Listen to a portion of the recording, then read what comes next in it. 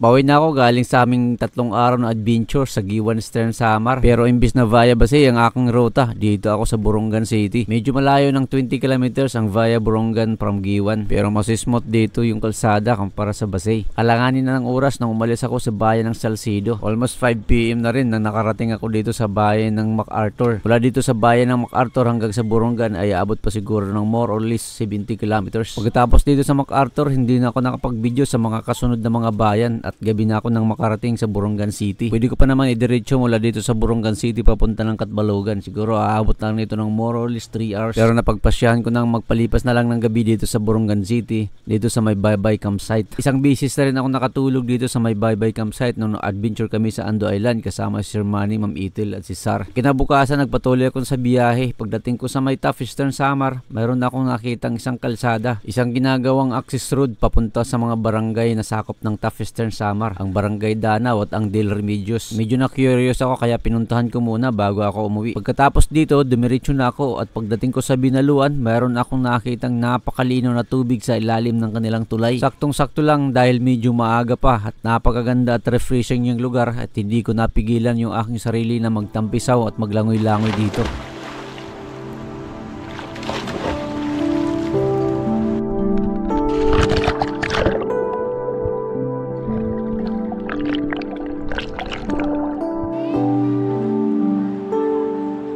Habang nag-i-enjoy ako sa katatampisaw dito sa kanilang ilog, mayroon akong nakilalang mga kabataan. Medyo napatanong ako ng konti patungkol sa kanilang lugar. May itinuro sila sa akin na isang lugar at agad ko naman itong pinuntahan. Sabi nila malapit lang daw yung lugar na gusto nilang ipakita. Pero habang binabaybay ko ang daanan na ito, wala akong makitang kakaiba. Hindi ako huminto hanggang sa nadatnan ko itong lugar. Sa aking curiosity doon sa lugar na gusto nilang ipakita sa akin, napadpad ako dito sa isang tahimik na lugar at may kunting bahay. Ito nga pala ang original na barangay ng Binaluan. Pero ngayon halos wala nang nakatira dahil nagsilipatan na sila sa gilid ng kalsada. Oo, may simbahan na dito.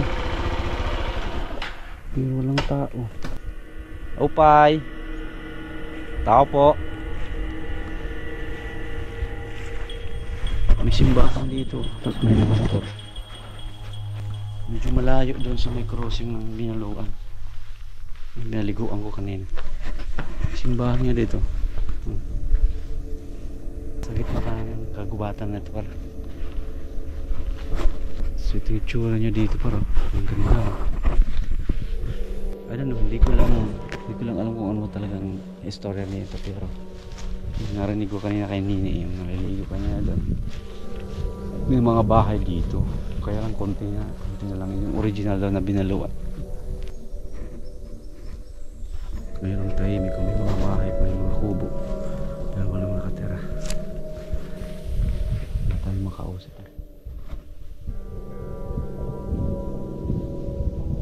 Ang tahimik.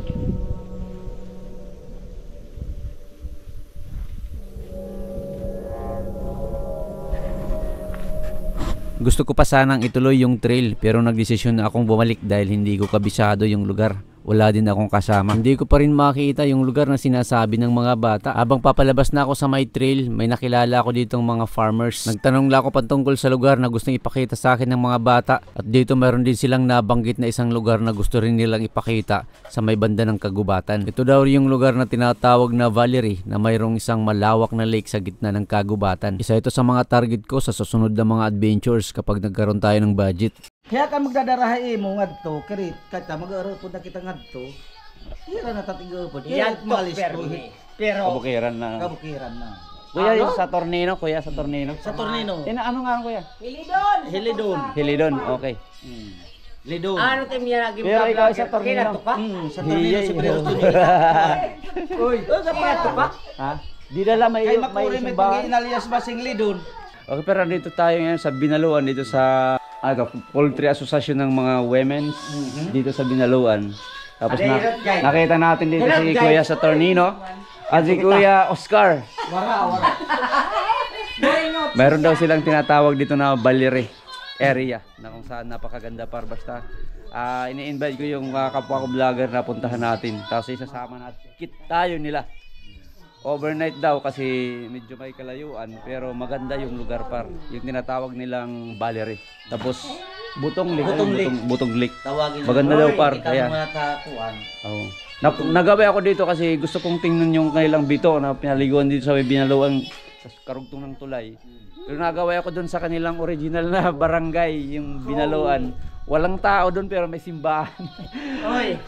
Pauwi na sana ako pero nakasalubong ko yung mga batang nagturo sa akin sa lugar na gusto kong makita. Malapit lang pala talaga mula doon sa pinaliguan namin kanina. Ito nga pala ang Binaluan Bito, yung source ng water na dumadaan sa kanilang tulay. Kaya pala napakalinis at napakalinaw. Dahil isa pala itong cold spring. Isang malaki at malalim na underwater cave yung pinanggagalingan ng tubig. Ayon sa aking napag-alaman, ilang taon nang nakakalipas nung dinive ito ng mga Italian cavers at mga scuba divers para i-discover yung ilalim nito. Pero sa sobrang lalim, hindi pa raw nila natapos ito.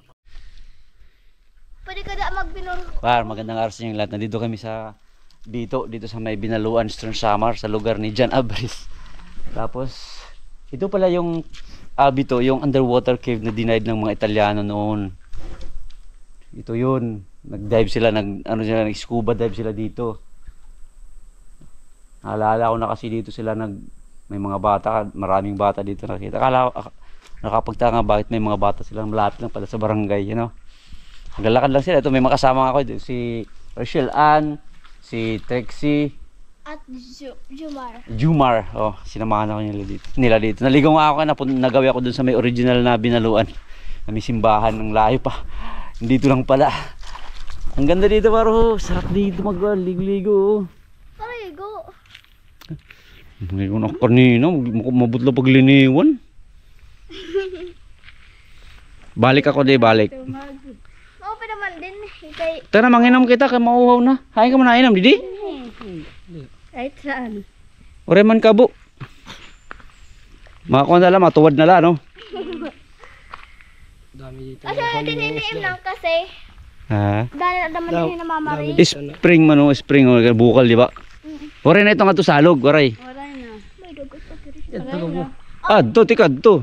Siya pero Ano ang pinaka-source? Yung source ng tubig, di ba? Dito mahina kasi kunti lang, oh. Stock water nga siya. pero Dapat pwede. na kukan isda. May mga tilapia nga ni. Nangangawil kam din. May day. Di Tinirig mo. wala din sinala. Tinig ko. Di pinapakawal na pero din hindi na itong kay di rin din pinapakawalan kasi lumot. Tara, inom na kita tubig. May day. No. Let's go!